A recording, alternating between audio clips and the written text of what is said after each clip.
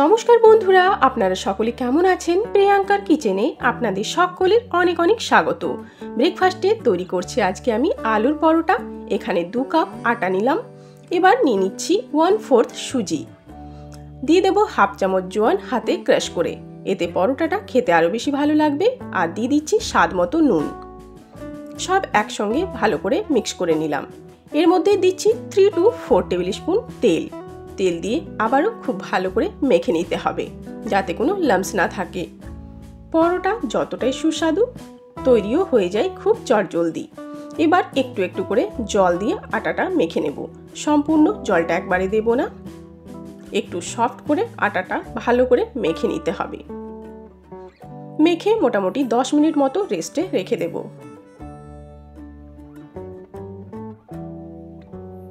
আলুটা আমি আগে সেদ্ধ করে ঠান্ডা করে রেখে নিয়েছি।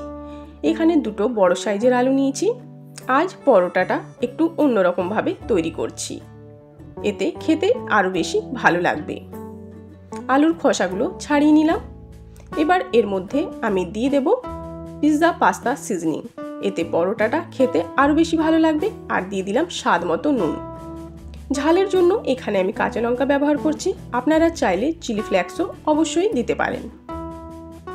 একটা মিডিয়াম সাইজের পেঁয়াজ নিয়েছি, বেশ ভালো করে মিহি করে কুচিয়ে আলুর মধ্যে দিয়ে দেব। এতে পরোটার স্বাদ আরও বেশি ভালো লাগবে। সকালের ব্রেকফাস্টে যে কোনো পরোটা খেতে কিন্তু বেশ ভালো লাগে। এবার সব একসঙ্গে মিক্স করে নিতে হবে। আমি একটা মেশার দিয়ে এভাবে মিক্স করে নিচ্ছি, আপনারা চাইলে হাত দিয়েও অবশ্যই করতে পারেন।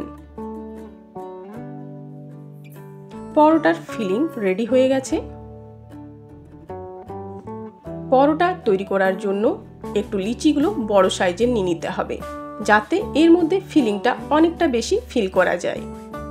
আলুর পরোটা হোক বা পনির পরোটা হোক বা ফুলকপির পরোটা হোক, যে কোনো জিনিসের পরোটা হোক, খেতে কিন্তু বেশ ভালোই লাগে।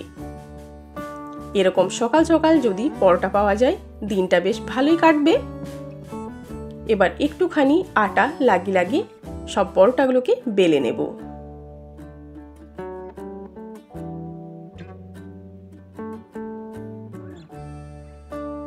পরোটা বেলা হয়ে গেছে, এবার সেঁকে নেব। পরোটা সেঁকার সময় অবশ্যই গ্যাসের ফ্লেমটা মিডিয়াম টু লো করে রাখতে হবে। খুব বেশি হাই ফ্লেমে পরোটা সেঁকলে পরোটাগুলো পুড়ে যাবে আর ভালোভাবে সেঁকাও যাবে না। ঘি দিয়ে বেশ ভালো করে সেঁকে নিলাম। পরোটা খেতে ঘি দিয়েই বেশ ভালো লাগে। একে একে সব পরোটাগুলো এভাবে সেঁকে নেব। সব পরোটাগুলো বেলা আমি দেখাচ্ছি না, এতে ভিডিওটা অনেকটা বেশি বড় হয়ে যাবে। তাহলে ব্রেকফাস্টে এরকম পরোটা কার কার পছন্দ অবশ্যই কমেন্টের মাধ্যমে জানাবেন।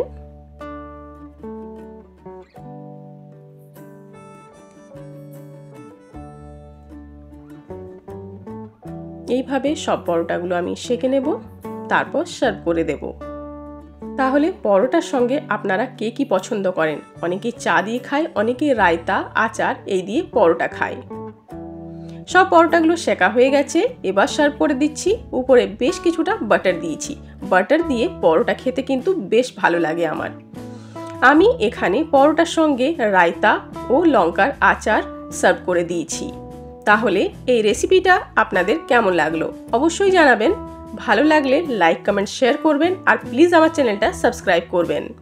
আবার দেখা হবে আপনাদের সঙ্গে অন্য কোনো রান্নায়। ততক্ষণের জন্য অনেক অনেক ধন্যবাদ। ভালো থাকুন, সুস্থ থাকুন, আর অবশ্যই সাবধানে থাকুন।